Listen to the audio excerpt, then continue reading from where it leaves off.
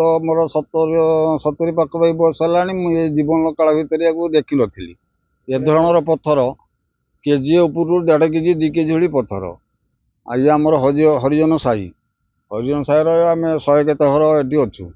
70 ଘର ପାଖାପାଖି ହେଉଛି ଆଜବେଷ୍ଟ ଘର ଆଉ ନଈ କୂଳ ଘର। ଆଉ ଏରକମ ତ ଆମେ 70 ବର୍ଷର ଦେଖିନଥିଲୁ।